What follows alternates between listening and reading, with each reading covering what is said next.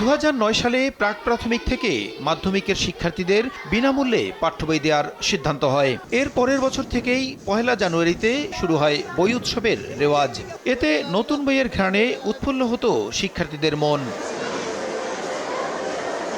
তবে গত জানুয়ারিতে বই উৎসব না হওয়ায় 1.5 দশকের সেই রীতিতে ভাটা পড়ে। এছাড়া বছরের প্রথম দিনে সব শিক্ষার্থী সব বই হাতে পায়নি বলেও অভিযোগ ওঠে। তবে বই উৎসব না হলেও এবার বছরের প্রথম দিনেই সব স্কুলে নতুন বই পৌঁছে যাবে বলে নিশ্চিত করেছেন প্রাথমিক ও গণশিক্ষা উপদেষ্টা।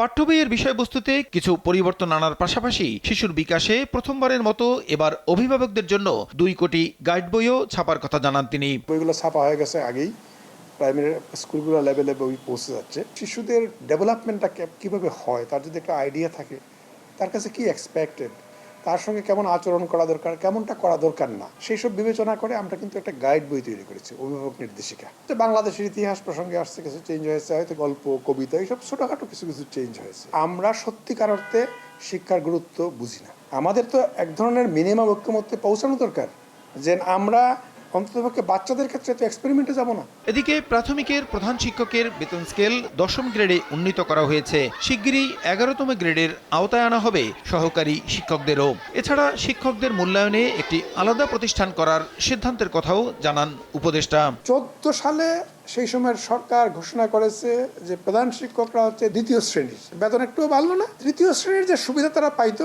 এগুলা কাট আপ হয়ে গেল। তারা 11 গ্রেডে ছিল, কেউ 12 গ্রেডে ছিল। আমরা সবাইকে 10ম গ্রেড দিলাম।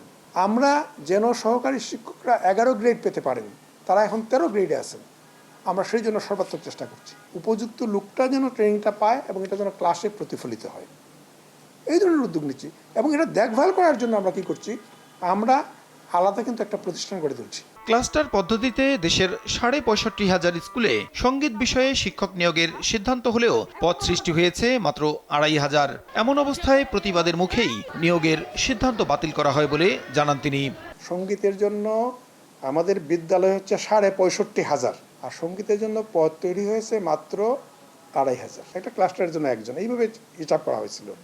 কিন্তু ওনারা যুক্তি দিলেন এইটা না করে বরং সবার জন্যই করা দরকার, এই জন্য হলো না। সরকারি প্রাথমিক বিদ্যালয়ের 3 লাখ প্রধান শিক্ষক পদের 32,000-এর বেশি শূন্য থাকলেও মামলার কারণে এসব পদে নিয়োগ দেওয়া সম্ভব হচ্ছে না বলেও জানান ডাক্তার বিধান রঞ্জন রায়। প্রসূন আশিস, সময় সংবাদ, ঢাকা।